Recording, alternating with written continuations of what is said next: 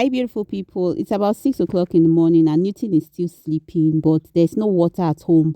There has not been water at home since last night, and it's crazy because I don't really know how I'm going to navigate it this morning.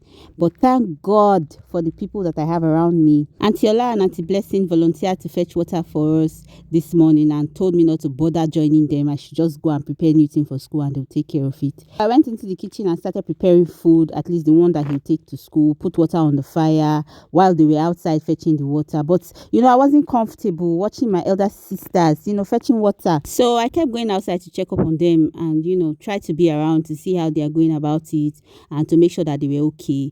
I set the bowls in the middle of the veranda so that it will not be easily reachable from people outside. I don't want anybody to come and drink anything inside my water. Yes, I'm African.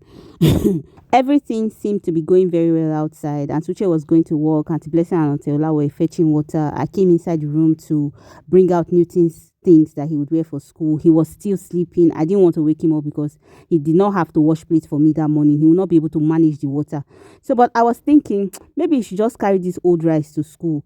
But then I realized that people were helping me fetch water outside. How were they going to help me fetch water and then go back to their various destinations without eating? Auntie Ola will be going to her store after now, and then Auntie Blessing was going to Lagos this morning.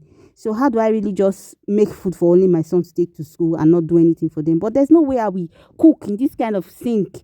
So first and foremost, I decided to use from the 2 pure water that was remaining to pour water in Newton's can for him. I had to fill the container that he was going to take to school, but I wanted to rinse the inside first since I couldn't really wash at that moment. There was no water and I was still trying to wrap my head around how I was going to manage water to wash the heap of dirty plates in the sink and to make sure that place was clean. Oh God, I hate the days where I don't have running water at home.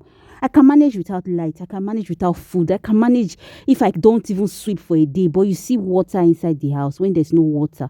The house can never ever be clean in my eyes. Everything can never ever be okay no matter what you do. Imagine, see the dirty plates because there was no water to wash plates last night. Anyways, I was looking for this flask only for me to find it inside this mess of dirty plates. I knew that I had to wash. So somehow I managed myself to squeeze small water and I began to wash. I have to use the water in this very small bowl to wash all those plenty plates. Can you imagine? Anyways, watch me as I use that small water to ensure that all the dirty plates in that sink is clean. Jesus, I hated this morning. So much. So much. This is not the kind of day that I like at all. But this is the day that the Lord has made.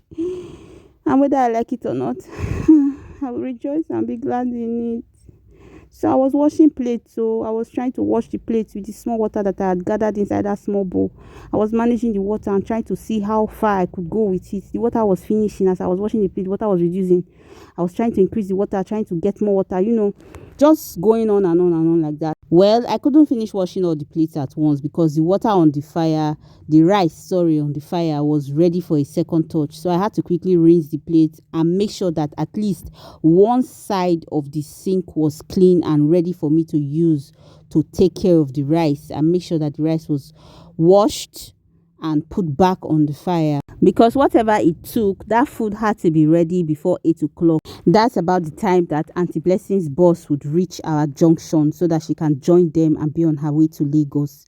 So I had to prepare the food and make sure that I package hers for her while she will be leaving the house. So I eventually finished washing and left some water there just in case there is more washing to do. I cleared the whole place, made sure that place was clean, fried egg and bread for my baby. Then went inside the room and saw that this boy did not even lay the bed. He just woke up and went to poo-poo. How will you poo-poo on a day that there's no water? Out of anger and everything, I said, come, guy, you must lay this bed. You cannot leave this bed like this and go to school when everybody's struggling to make sure that there's water for us to use. And you could not even send your poo-poo back to where it's coming from this morning. This kind of morning, you still went to poo-poo. So anyways, I prepared food for everybody. Auntie Blessing put her on inside nylon because she was going and she didn't want to carry any plates with her. Meanwhile, Newton saw my phone recording and decided to record himself eating. I went to buy water with Auntie Blessing and she helped me carry the water.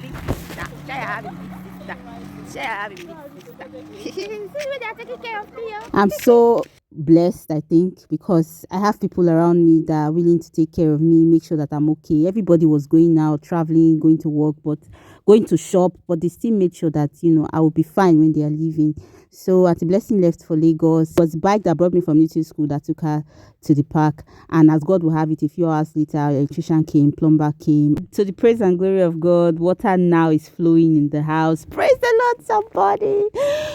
It wasn't an easy morning, no.